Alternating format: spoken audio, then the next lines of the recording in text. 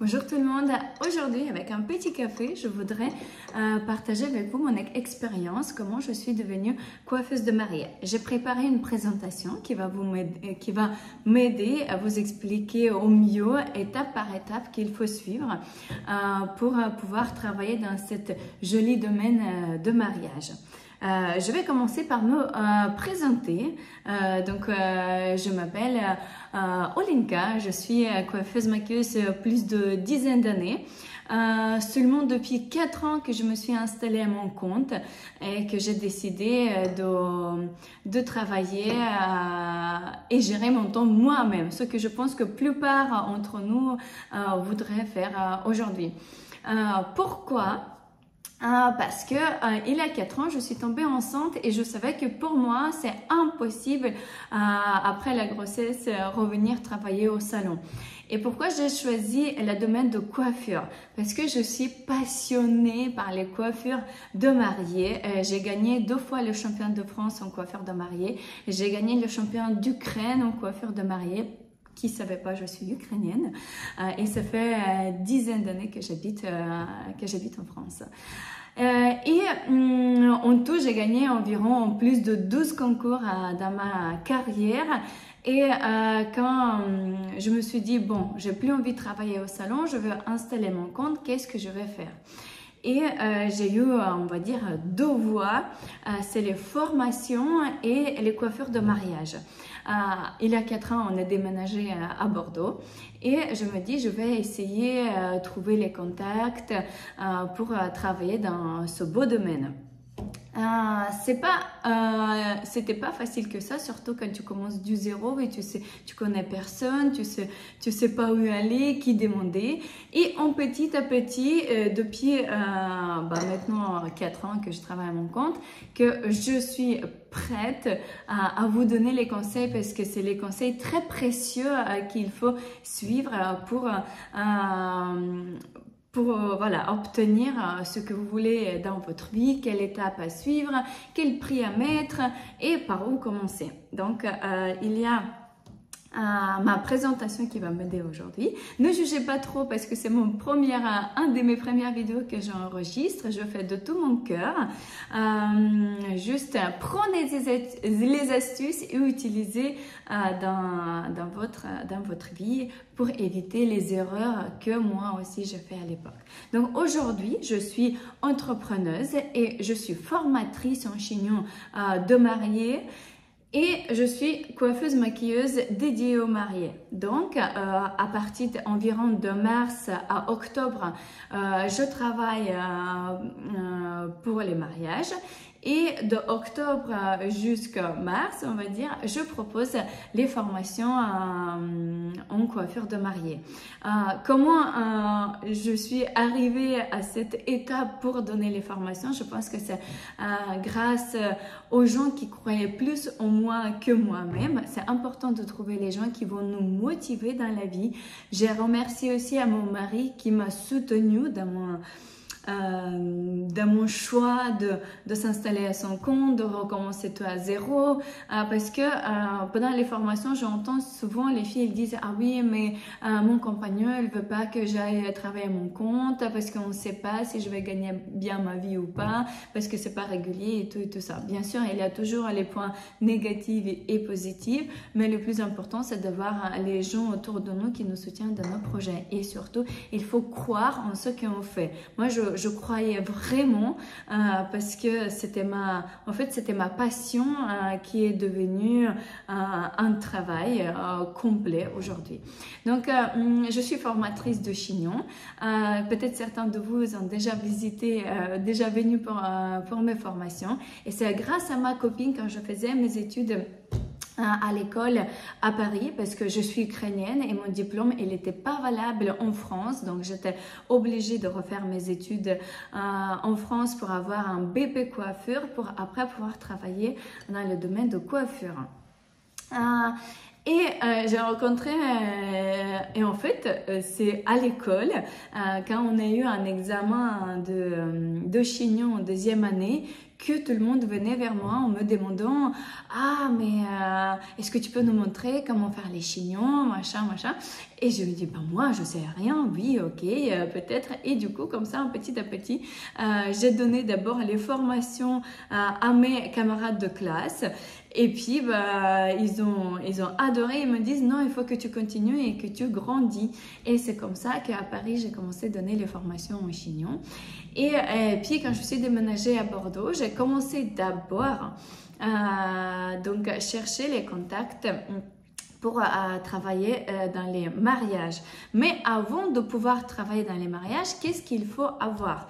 Donc, avant de travailler dans les mariages, il faut absolument que vous ayez eu une formation de base de coiffure et maquillage. Je vous conseille de faire les deux parce que c'est plus avantageux quand on vient préparer une mariée. Déjà, je trouve c'est plus sympa de faire un look total coiffure et maquillage. Moi, personnellement, je préfère.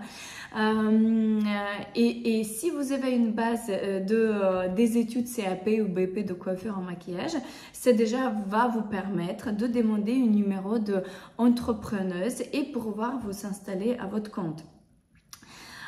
Donc il faut donc spécialisation après. Donc si vous avez, je vais vous un peu guider qu'est-ce qu'on va voir aujourd'hui. Donc c'est d'abord donc il faut avoir la formation de base, après spécialisation en coiffure de mariée, pratique expérience, création d'une marque personnelle, marketing et réseau, gestion d'entreprise et formation continue.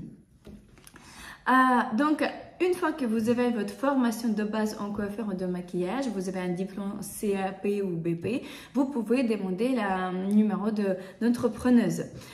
Cette demande de numéro d'entrepreneuse, vous pouvez faire en ligne directement. C'est très facile, franchement, ça se fait peut-être en quelques clics et en un mois, vous avez votre numéro d'entrepreneuse. Ce qui est différent avec si vous voulez enseigner plus tard la coiffure ou maquillage, pour ça, il vous faut un autre numéro de formatrice. Moi, à l'époque, j'ai eu cette erreur, je ne savais pas. Et je me souviens quand je suis lancée ma première formation à Bordeaux, donc il y a les gens qui étaient intéressés, qui m'envoyaient les messages et me demandaient est-ce que la formation elle est prise en charge par FFCA, l'OPCO. Et je me disais, mais c'est quoi ça, FFCA, l'OPCO? J'étais complètement perdue. Après, je commençais de me renseigner à nouveau et j'ai découvert à ce moment-là qu'il faut deux différents numéros, en fait, le numéro d'entrepreneuse et le numéro de formatrice pour pouvoir faire les deux. Après, pour avoir la spécialisation en coiffure de mariée, il faut faire les formations complémentaires ou les ateliers et les séminaires. Parce que malheureusement, aujourd'hui, pendant les études de CAP et BP, on n'a pas assez de pratique et pas assez d'informations comment gérer ce domaine de coiffure de mariée. On n'a pas assez d'expérience pour pouvoir, je trouve même à l'école aujourd'hui, malheureusement, les profs, ils se forment pas et du coup, ils n'ont pas assez de bon niveau pour que aujourd'hui vous pouvez présenter aux mariés les formations, présenter aux mariés les coiffures qu'ils demandent parce qu'en plus tous les ans ça change complètement. Tous les ans on a des nouveaux styles, des nouveaux demandes et on voit comme ça évolue. Même sur Instagram on voit les différents coiffures qui étaient moins demandées, plus demandées. C'est aussi la raison pour laquelle cette année j'ai créé une autre formation. J'ai créé deux formations, donc une formation longue durée de 5 jours où la personne elle peut avoir les coiffeurs de base pendant 2 jours et après les 3 jours c'est les coiffures modernes et demandées aujourd'hui. Il y a aussi une formation pour ceux qui ont déjà fait les formations avec moi ou qui sont déjà sur un bon niveau où ils ont fait des formations avec les autres personnes. Je trouve que c'est très important aujourd'hui de se former régulièrement parce que c'est évolue et on a besoin de connaître les produits, les styles, les formes, c'est très important. Donc aujourd'hui je présente une formation de 2 jours avec les coiffures minimalistes et modernes qui sont demandées par les mariés. Je vois aussi avec les mariés les styles qui me démonte et je me dis ah ouais ça change et tout, donc c'est vraiment cool faire à deux pour pouvoir donner les meilleurs de soi-même. Et une autre formation de 5 jours, voilà, qui est un peu plus complète pour ceux qui commencent dans ce domaine de la coiffure, où il y a aussi inclure la gestion et le marketing. Ça, c'est très important à savoir faire parce que dans ce domaine, c'est pas assez de juste savoir faire des jolies coiffures, mais aussi savoir gérer les mariés, faire les contrats, les devis. Bah, ça, on arrivera plus tard. Donc, la prochaine étape, c'est la pratique expérience. Une fois que vous avez votre CAP, BP, vous avez fait les formations continues en coiffure de mariage qui peuvent durer 2, 3 jours, 5 jours.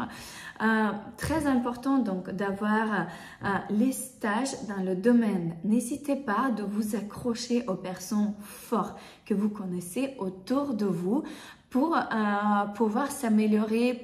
Parfois, il faut juste venir gratuitement demander une personne qui vous plaît, je ne sais pas, contacter sur Instagram, dire « J'adore ton travail, est-ce que je peux venir avec toi te assister pour un mariage gratuitement pour voir comment tu travailles ?»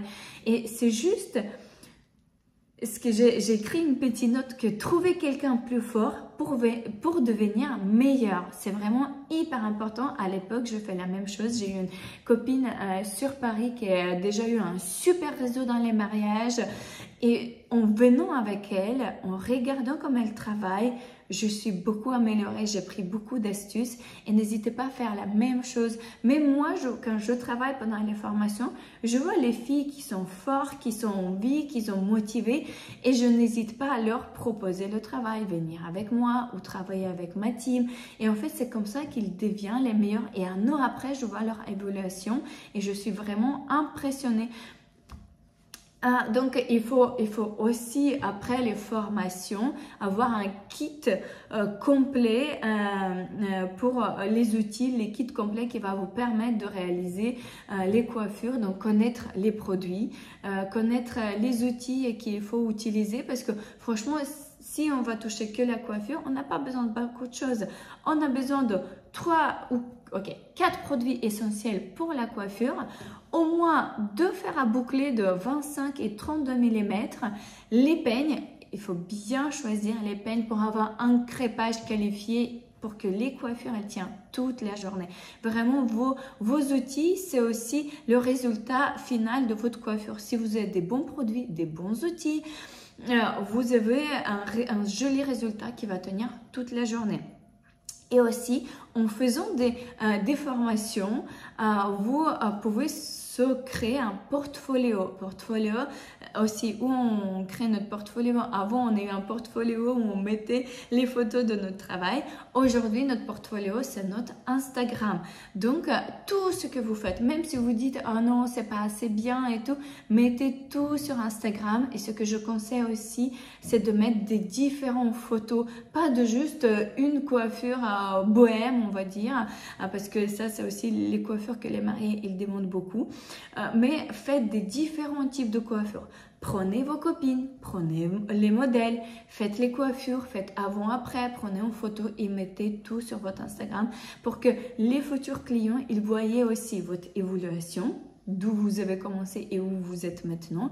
Et aussi, plus de différentes coiffures vous proposez, plus de demandes vous avez. Donc, moi, pendant mes formations, j'autorise aux filles de prendre les photos de leur réalisation, même si j'ai aidé un tout petit peu, mais c'est leur travail. Il dépend, au moins pendant 3 heures de pratique, ils ont le droit de prendre en photo leur travail et partager sur Instagram. C'est très très important pour pouvoir derrière trouver les clients et être plus possible de se rembourser parce que bien sûr les formations c'est un grand investissement, mais c'est un investissement qui nous revient après. Par exemple, je vous donne un exemple. Le week-end dernier, j'ai fait un mariage où j'ai gagné 600 € et ce week-end, je me suis inscrite à une formation continue, voilà, qui va durer une journée et cette formation, j'ai payé pareil 600 €. Donc, je me dis, aujourd'hui, en tout, en fait, je vois tous les ans que je m'augmente au niveau des prestations de mariage. Mon première année, c'était 20 mariages que je fais. Mon deuxième année, c'était 40 mariages.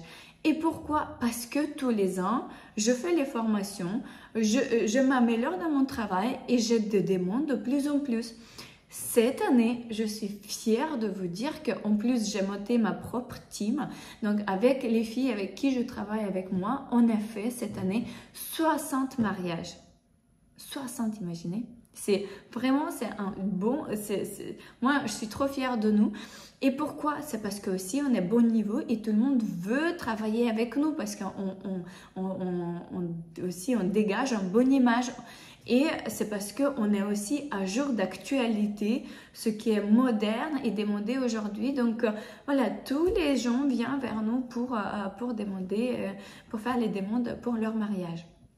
Donc, n'hésitez pas vraiment beaucoup à travailler sur les réseaux sociaux et mettre en avant votre travail.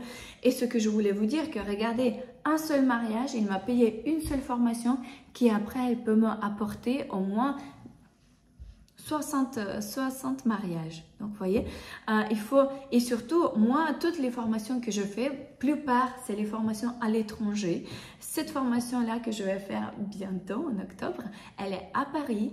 Et cette formation, elle n'est pas prise en charge par FFCA, elle n'est pas prise en charge par l'OPCO, ni Pôle emploi. Moi, toutes mes formations que j'ai investi de ma poche. Aujourd'hui, vous avez la possibilité en plus de faire les demandes auprès de FFCA pour être remboursé. Je vais vous dire, qui ne savait pas, c'est au moins 35 € par l'heure que vous avez. Et en plus, vous avez 200 € d'annexe. C'est 200 € que FFCA vous rembourse pour les déplacements, pour le logement et les frais de la nourriture. Donc, c'est très avantageux aujourd'hui pour vous avez plus de possibilités en fait de vous former assez souvent, au moins 1-2 fois par an, ce qui est très appréciable aussi par les mariés. Après, les prochaines étapes, c'est la création d'une marque personnelle parce que une fois que vous avez une bonne expérience, que vous avez allé voir un peu ailleurs, à gauche, à droite, vous avez travaillé avec les gens forts, vous vous sentez un peu plus sûr en vous, c'est le moment de créer votre marque personnelle. Donc, c'est la création d'entreprise. Donc, vous avez déjà votre numéro d'entrepreneuse. Aussi, il y a certains domaines, parce que souvent on travaille, moi la plupart du temps je travaille dans les différents châteaux, et il y a les châteaux qui demandent l'assurance professionnelle RC. Donc cette assurance professionnelle, elle ne coûte pas très cher, c'est environ 12 € par mois, qu'il est préférable d'avoir pour vous protéger, parce que s'il y a un accident, quelque chose le jour du mariage, au moins vous êtes payé par l'assurance, vous êtes pris en charge par l'assurance. Et aussi la comptabilité. Quand vous êtes entrepreneuse, normalement vous n'avez pas besoin de demander un comptable. Vous devez savoir gérer vous-même. Et pour ça, il faut faire les déclarations à URSSAF. Tous les mois ou tous les trimestres, c'est vous qui choisissez comment vous voulez déclarer vos revenus. Vous devez déclarer vos revenus et après, un an après, en fait, c'est un calcul qui se fait automatiquement, qui vous donne, en fait, c'est au début, vous pouvez payer votre première année d'activité, vous pouvez demander l'ARC et payer seulement 11% d'impôts. Après la deuxième année, c'est 21 ou 22% que vous payez. Et puis, bien sûr, plus vous déclarez, plus le pourcentage des impôts il se lève. Donc, moi, aujourd'hui, personnellement, je suis à 26%. Et peut-être bientôt, en fait, si vous dépassez 80 000 € par an de vos déclarations, la prochaine étape, il faut que vous vous inscrivez en société. Donc, faites attention aussi avec vos déclarations parce que quand vous passez à société, c'est un autre pourcentage d'impôt qui se lève. Il est à 33%, mais il a un seul avantage que quand vous êtes en société, vous avez droit de demander le remboursement de TVA. Donc, tous les TVA, ils sont remboursés, ce que vous n'avez pas en tant qu'entrepreneuse. Voilà, et quand vous créez votre marque personnelle, surtout parce que je vois aussi sur Instagram beaucoup, dès que les filles ils créent sa marque personnelle, son logo, je vais vous montrer mon logo parce que moi je crée aussi le centre de formation Olinka Hair Art Education, donc ça c'est mon logo que j'ai fait.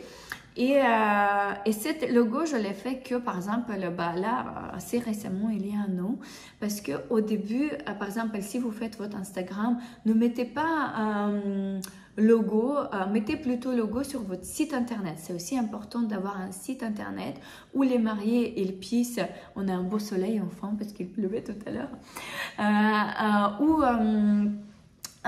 plutôt les logos, mettez sur votre site internet et sur votre Instagram, vous voyez sur la petite pastille, mettez en fait votre visage pour que les gens, les futurs clients, ils voient avec qui ils vont travailler. Ils apprécient ça énormément parce que si vous mettez votre logo, je sais pas, Atelier Cassandra, mais il y a personne qui connaît Atelier Cassandra, il y en a au moins vingtaine d'ateliers Cassandra en France, donc ça peut un peu perturber. Donc moi personnellement, je conseille sur Instagram, mettre sur la pastille plutôt le photo de vous pour vous bien vendre et mettre en avant votre travail. Et sur le site internet, mettre le logo que vous souhaitez, les photos de mariage, les prix pour que la mariée elle puisse directement aller sur votre site et voir votre travail, les prix et se dire voilà si vous convenez à ces demandes ou pas. Après, les prochaines étapes, on arrive petit à petit, c'est les réseaux sociaux. Comment se faire connaître? Parce que moi, au début, c'était mon problème. Je ne savais pas, en fait, mais comment trouver les mariés, comment faire.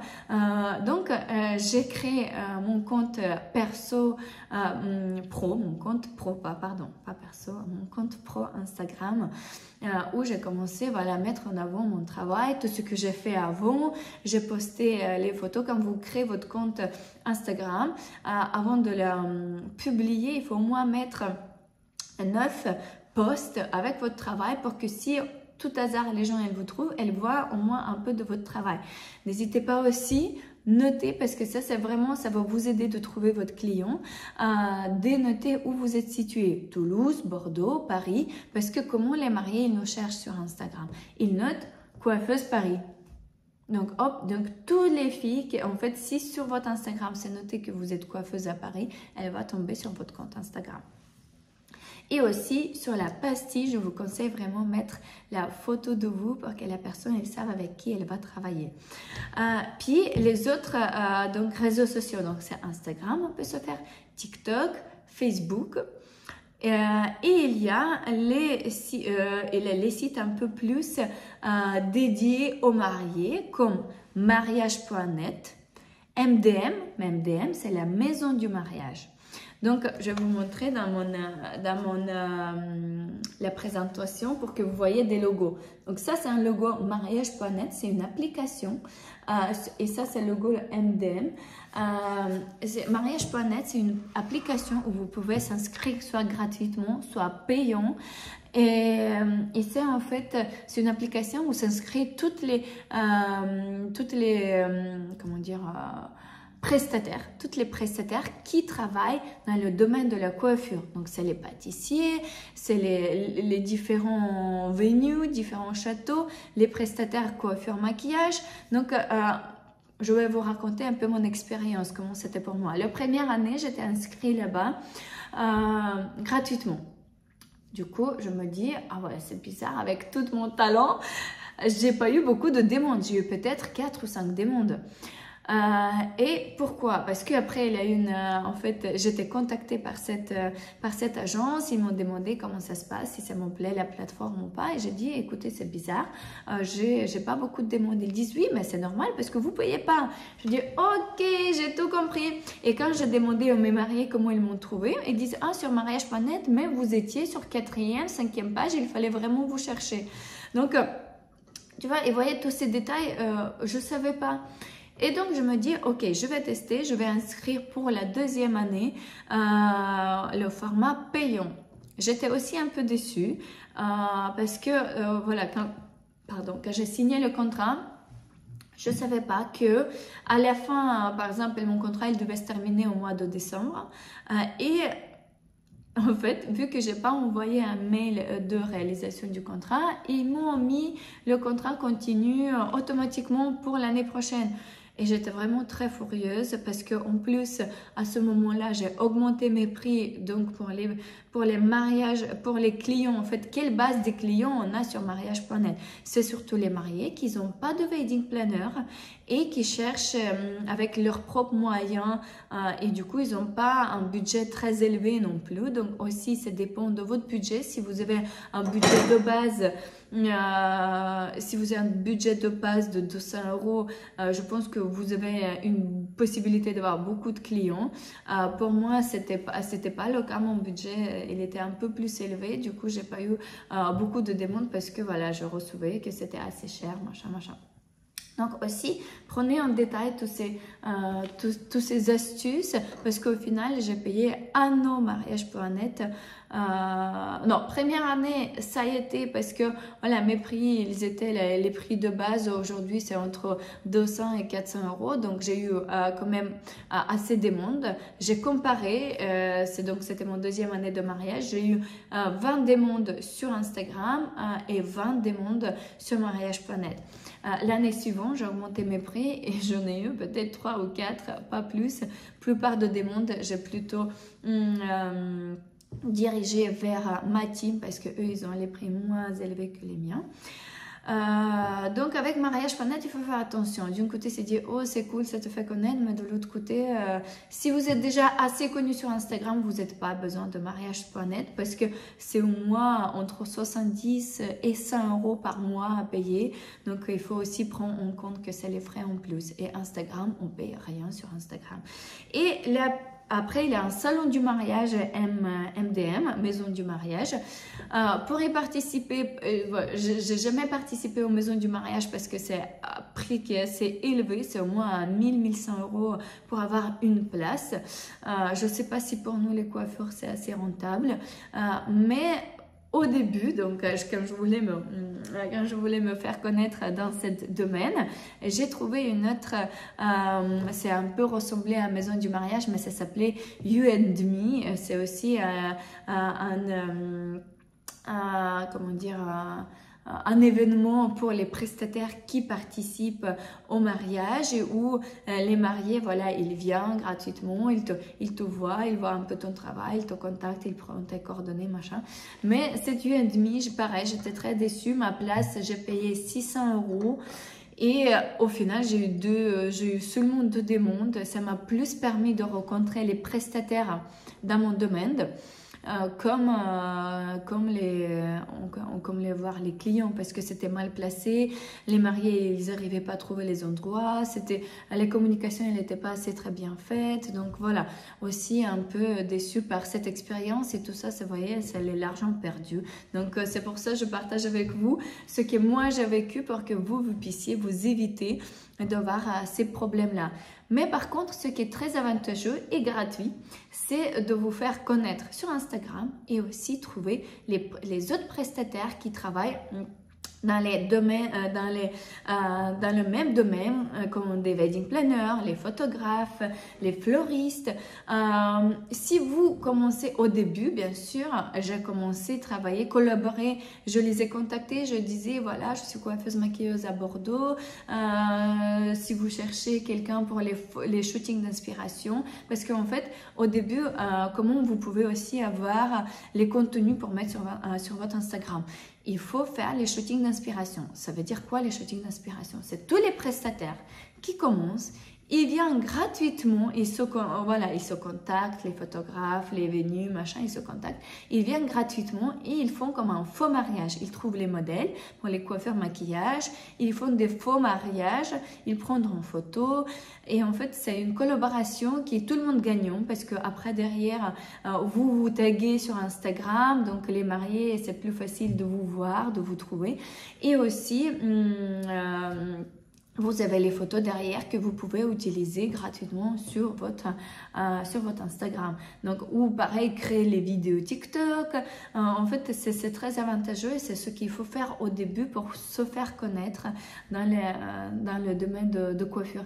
Et en plus, si vous trouvez quelqu'un avec qui vous vous sentez bien, une wedding planner avec qui vous avez un super contact, ou un photographe avec qui vous avez un super contact, ou un château avec les gens vont vous conseiller. Ils vont vous conseiller en disant que ah, vous savez, j'ai entendu, j'ai travaillé une fois avec cette coiffeuse, elle est super cool, allez voir son travail. Et en fait, c'est comme ça que c'est aussi bouche à oreille et que vous allez pouvoir vous faire connaître. Après, donc tous les contenus que vous avez en faisant avec les modèles, que vous organisez les shootings, les faux mariages, les shootings d'inspiration, que vous demandez vos copines à venir coiffer, faire les différentes coiffures, tout ça, il faut poster sur Instagram. Il ne faut pas aussi non plus, je vais donner un petit conseil, il ne faut pas que sur Instagram ce soit que les coiffures. Il faut aussi un peu, voyez, faire différent. Par exemple, une photo où on vous voit où vous travaillez. Une photo, on voit la coiffure de près. Un réel, on voit comment vous faites la coiffure. Vous voyez, pour qu'en fait, votre contenu il soit intéressant comme une série, qu'on ait envie toujours de revenir et regarder et se dire « Oh, c'est cool, c'est hyper intéressant, elle fait un super travail ». Donc, oui, mais tout ça, pour moi, c'était pas non plus facile de développer son Instagram parce que ça prend beaucoup du temps pour développer son Instagram. Pour moi, c'était pas facile non plus au début parce que quand j'ai créé mon compte pro, je crois pendant un mois, 2 ans, 3 ans, il était mort. Il avait 300 followers et je ne savais pas comment augmenter le nombre de followers, comment trouver les clients. J'étais nulle, mais pas possible. C'est maintenant je fais ma belle, je fais des vidéos, je vous raconte tout ça, mais je vous jure, il y a 3 ans, pour moi, c'était aussi dur comme pour vous. Donc, ce que j'ai fait, j'ai pris une formation en comment développer son Instagram. Et cette formation, elle m'a beaucoup aidée pour avoir plus confiance en moi, savoir ce qu'il faut partager sur Instagram, ce qui intéresse les clients, comment mettre en valeur son travail. Parce qu'aujourd'hui, c'est aussi le problème qu'on peut... comme à moi, hein, c'était la même chose. Je savais faire super joli chignon, mais je ne savais pas me vendre. Et c'est vraiment aujourd'hui, c'est un problème qu'on ne sait pas se vendre. On fait un super travail, mais on est assez timide de le mettre en avant, de les poster. C'est pas assez bien, mais il y a les autres qui font des choses 3 fois moins bien, mais ils ont sur eux, ils vendent ça comme si c'est la meilleure coiffure du monde. Mais même quand je vois toutes les coiffeurs qui participent au Festival de Cannes ou les coiffeurs de stars, tu te dis, mais c'est quoi ça? Quand tu vois ce qu'ils font, tu me dis, mais quelle honte! Mais franchement, j'ai envie de les tous inviter, dire, ah, venez faire la formation avec moi, je vous jure, vous allez vous améliorer. Et après, bon, bien sûr, chacun cherche les différents styles, des différents aussi, tu voyais comment on trouve la personne qui nous convient, c'est aussi par le feeling. On sent que, ah oui, cette personne-là, elle est pour moi, j'ai envie d'apprendre avec elle. C'est pas juste parce qu'elle fait un super travail, parce qu'il y a beaucoup de gens comme moi, que les autres qui font la même chose, mais aussi on choisit notre formateur par rapport au feeling. On sent si c'est la personne pour nous ou pas. Donc, prenez ça en compte aussi. Et après, donc là, la partie, on va dire, quand vous savez bien développer votre Instagram, mettre en valeur votre travail, il y a une autre partie importante à gérer, c'est la gestion et marketing. Donc, le marketing, déjà, se faire vendre sur les réseaux sociaux, mais les gestions, pareil, je ne savais pas, ça n'existait jamais en Ukraine. Pour moi, c'était une vraie surprise qu'il faut signer un contrat avec la mariée. Il y a 4 ans, je ne savais pas ça. J'étais pareil, perdue comme ça. Ah ouais? Et comment on fait? Et comment on fait un contrat? Et qu'est-ce qu'il faut inclure? Et qu'est-ce qui est important? Donc oui, il faut absolument que vous allez avoir un avocat, ou ça dépend tout de vos budgets, si vous voulez investir dedans ou pas, ou même trouver sur le Google les exemples et pouvoir créer les contrats. C'est très important de faire les contrats avec les mariés parce que vous savez, aujourd'hui, elle veut bosser avec vous. Dans 3-4 jours, elle a trouvé quelqu'un d'autre. Elle a dit, ah non, au final, j'ai mieux que je vais aller avec quelqu'un d'autre. Donc, le contrat, c'est aussi c'est pour vous sécuriser que la mariée, voilà, elle va pas partir comme ça, tout d'un coup, on ne sait pas qu'est-ce qu'elle a dans sa tête. Et qu'elle s'engage, elle signe le contrat, elle s'engage de travailler et réserver la place pour travailler avec vous. Donc, les prochaines étapes, c'est voilà, de savoir faire les devis, les fiches d'information et les contrats. Moi, comment je travaille? Donc, souvent, si je travaille avec les wedding planners ou les mariés, la première chose, ils vous envoient un message sur Instagram, ils demandent vos prix. Vous pouvez soit les envoyer un prix par Instagram, soit comment on dit, les sorties sur de ma tête.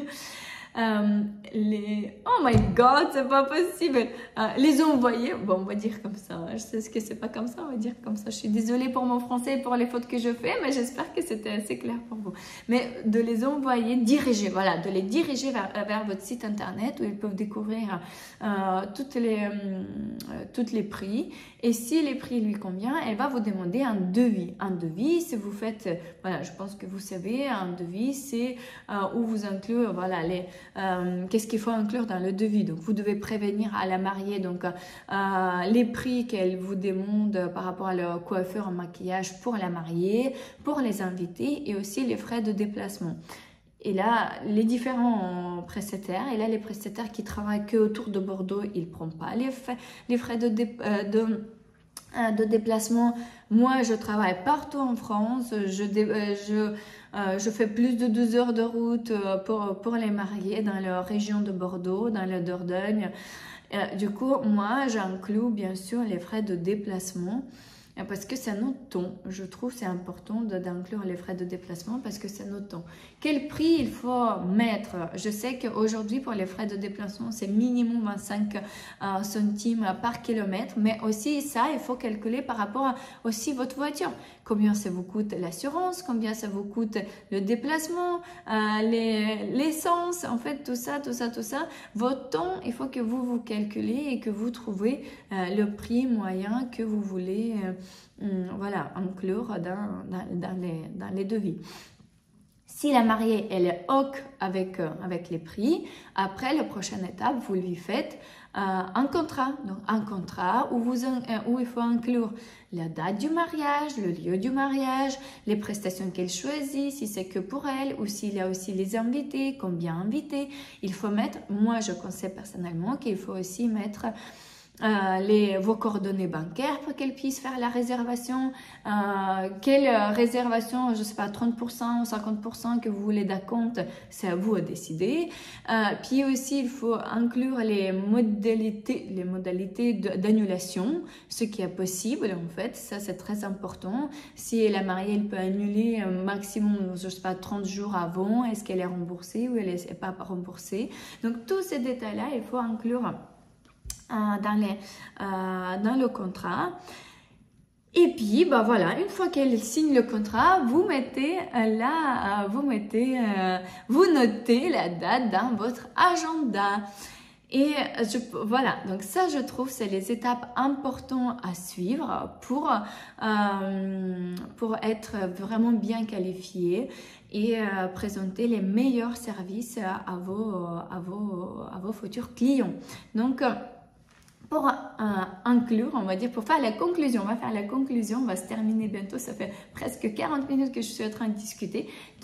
Pour la conclusion, qu'est-ce que je vais vous dire? Que on doit donc avoir la formation de base, donc CAP ou BP de coiffure, et puis faire la formation continue, faire les formations continues en coiffure de mariée, avoir une expérience de travailler avec les mariés, donc être avec les personnes plus fortes que vous pour apprendre avec eux et s'améliorer, avoir une bonne gestion de marketing et des réseaux sociaux, de tout en général.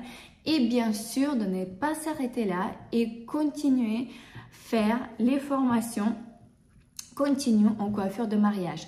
Si ça vous intéresse, je peux aussi vous proposer de venir sur mes prochaines formations. Il y a une prochaine formation à Bordeaux de 5 jours. Ce sera une formation intense. On va prendre les bases des coiffures. On va apprendre les coiffures modernes qui sont demandées aujourd'hui par les mariés. Et aussi, on va parler de gestion et du marketing plus profondément. Comment gérer et améliorer son travail pour être les meilleurs et avoir un niveau encore plus meilleur. Voilà, j'espère que cette vidéo c'était intéressant pour vous et que ça va vous aider aussi à améliorer votre travail. Je croise les doigts, surtout de ne pas avoir peur et continuer ce que vous aimez. Si vous voulez, vous savez, j'ai 2 devises dans ma vie. Attendez, je l'ai noté. Je dis toujours que on peut toujours trouver une solution et quand on veut, on peut. Je vous fais un gros bisou et à très bientôt. N'hésitez pas à aller s'inscrire à mon Instagram Olinka Hair Art pour voir plus de mon travail, comment je travaille, comment je gère les mariés, mes formations. Ce sera avec grand plaisir de rester en contact avec vous. Mouah.